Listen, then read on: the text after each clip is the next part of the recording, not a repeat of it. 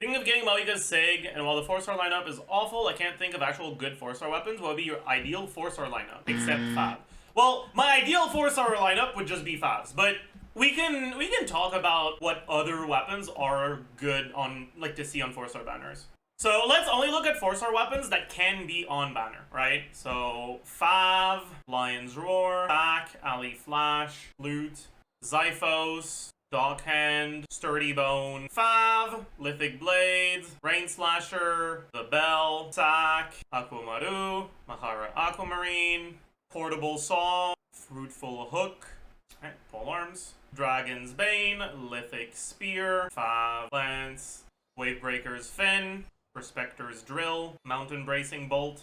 That's it. Bows, Stringless, Ali Hunter, Fav, Rust, Sack, Midonaugh's Waltz, Moon's Moon. Oh, I don't remember which is which for these. They all look the same. Is this range gauge? I think so. Feather Vulture thing. And finally, Catalysts. I'll just put them at the top here. So, Fav, Sack, Widsith, Wine and Song, Wandering Evenstar. Don't remember what it's called. Is that it? I think that's it. Okay, and Eye of Perception. Alright, did I miss anything else, chat? TTDS, true. Okay, so let's talk about what sort of 4-star weapons you're happy to see on a banner when you're considering going for a weapon banner for a 5-star weapon. So, always amazing, good to own, good at R5, and not awful dog shit. Alright, so obviously, right, Fav Sword, Fav Lance, always amazing. These are the best weapons you can see. The other 5 weapons are all good, but none of them are on the same level as these two. How many R5 Favs are enough R5 Favs? I'd say that 5 R5 Favs is what you're aiming for in the long term. I don't think you'll ever really find yourself in situations where you need more than 5, but you will find yourself in situations where you want 5. Have 1 Fav at R3, that's not ideal. Generally, you'd rather have 3 R1 Favs than 1 R3 Fav. It depends on a lot of factors, though. It depends on which Fav weapon it is. But as a general rule, I'd say don't refine Favs until you already have enough Favs for all your characters that want Fav. Anyways, there's a few weapons other than Fav that I think are always good. Mainly, I think Wandering Evenstar, Makara Aquamarine, probably Widsith as well. Zyphos? No, Zyphos is bait. The biggest problem with Zyphos is that characters that care enough about EM to want EM main stat are very rarely played in teams that have particularly high ER requirements. And when they are, very often, Fav is just better. The reality is that the fact that the stats given by Zyphos is energy instead of literally anything else means that it needs to be better than Fav in order for it to be worth anything. And the reality is that Zyphos just isn't. Zyphos can be better than Fav in some situations, but generally that will only ever start happening at high refine. So Zyphos to me is the sort of weapon that goes in this category instead. Weapons like Makara Aquamarine, even if you have it at R1, it could be your best in slot in some teams, right? Because there are teams that don't care about the energy, and when you don't care about the energy, Fav doesn't do anything. And the attack from Makara Aquamarine does do something. On what character? The first one you'd think of is a character like Daya, but unironically, Makara Aquamarine is best in slot on a few Mawika teams as well, when you're using Mawika as a support. Anyways, alright.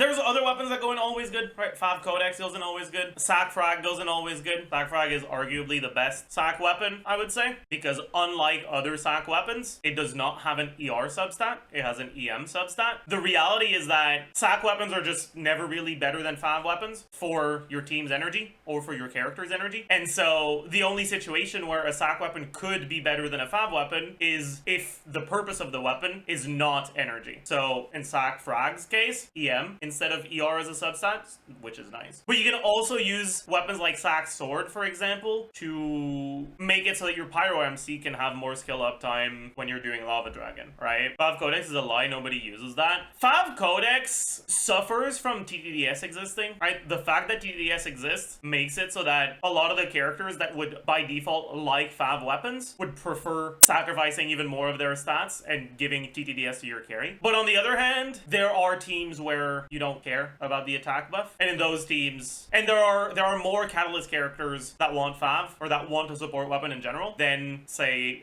Claymore characters, right? So you have you have more competition, but you also have more characters on which the competition is even a relevant discussion. Anyways, I'd say that Sack Sword probably makes it here as well. I don't think Fav Claymore or Fav Greatsword does. Fav Bow, I think does, yeah. yeah, I think that's it for the always good category. Good to own, Ali Flash, 5 Greatsword, Dragon's Bane, maybe Dog Hand's Assistant. It's a little bit of a sneak, but it's like, stringless? No. I think stringless goes in the good at R5 category. Everyone has R5 stringless, so people don't really think about it too much, but low refined stringless is often worse than the craftable weapons. So, Fab Bow isn't always amazing.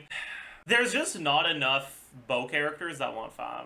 There's a few. It's more than Fav Greatsword, but there's not enough. Diona likes Fav, but what teams are you using Diona in and what situations, right? And if you don't have Fav, are you cooked? Right? Those are the questions you gotta ask yourself. Like nowadays, you very rarely use Diona unless it's because you specifically need cryo for something, like the cryo automaton. But against the cryo automaton, you want Sack because it gives you more cryo. Not because it's a better weapon on her in general, but because the situations that call for using Diona often benefit a lot from having a second skill. Anyways, all right. Fruitful Hook, good at R5.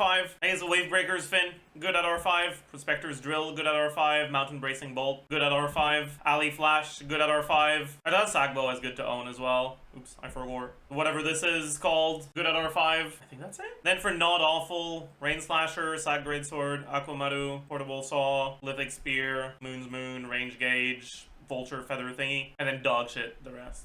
Yeah, that's pretty much it, I'd say. Sturdy Bone is awful. Yeah, Sturdy Bone is just... the numbers on it are just not good enough. It could be better in the future if they release good characters that care about the effect. No way the Bell is not at the bottom with its own tier. Oh, I think the Bell is better than Wine and Song. Sure, Bell is pretty worthless, but it is a weapon that gives you a substat that your free-to-play options can't give you. Which means if they release a Claymore character that scales with HP, Bell can be useful on them. A weapon like Wine and Song is just literally worse than the options that you're guaranteed to get in every way. The main things you're looking for on a weapon banner are weapons that are above the not awful category, right? And the good at R5 things are only good if you're planning on getting both weapons or refines on a weapon. Or if you already have some copies of them or you get really lucky and only end up getting those, right? Can you expand on the good at R5 DPS? Yeah, the thing is like, a lot of these weapons, if you get them at R1, they're not better than your other free-to-play alternatives, or they just barely are. So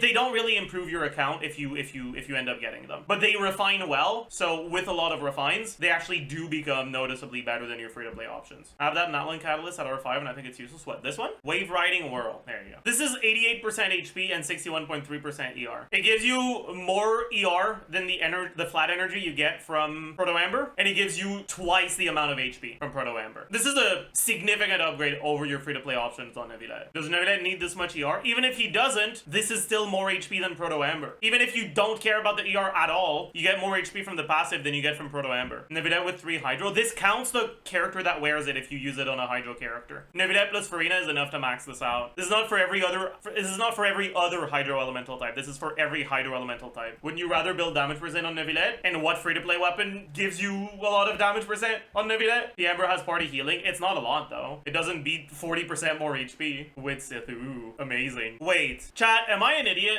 I think I'm an idiot. I didn't realize it could only be triggered once every 15 seconds. Chat, I think it's a lot worse than I give it credit for. Oops. Oh no, I was wrong. Never mind. It's dog shit. I forgore. I didn't even forgore. I think I never read this far. Average case of gacha player not rating. True. It's only for Milani. Yeah, that's true. It is good on Milani though, right? How much ER does Milani even need? Most Milani teams burst every other rotation because building 50% ER just costs too much stats. But if you could burst every rotation, you would. It's kind of similar to Verissa in a way, where like more ER just means that you end up getting more total motion value. But unlike Verissa, there's a lot more breakpoints involved in Milani. Because with Milani, you burst at the same time in your rotation every time you burst, right? So you either have enough ER for what, like, to use it every rotation, or you don't. You either have enough ER to use it every 2 rotations or you don't. If it's somewhere in between the two, right? If you have 130 ER and you would need 150 to burst every rotation, you have to burst every other rotation. And your ER requirements to burst every other rotation, if every rotation would be 150,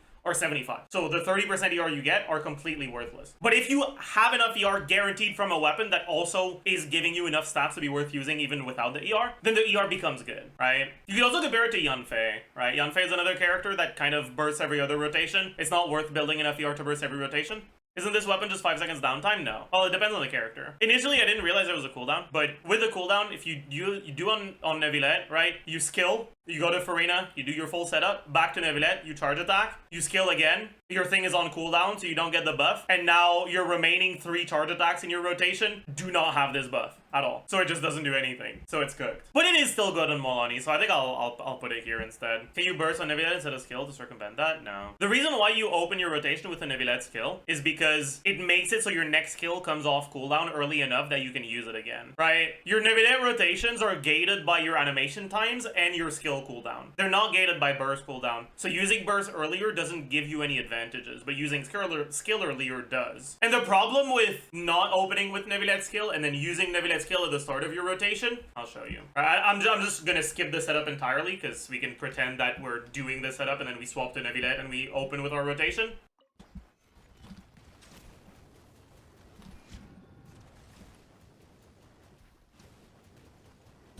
Is that we lose a little bit of time here, right? By default, our third charge attack doesn't let us reuse skill as soon as it's off cooldown. But on top of that, if we have buffs we need to go and refresh, like Kazuha or Shilonen, as you can see here, I can't use my skill instead of my E here. Because if I use my skill instead of E, I'm now spawning 3 balls, and I'll show you, right? I'm not gonna redo the setup, but I'll just pretend like I am, right? We go and refresh our things, right? We come back, we use skill.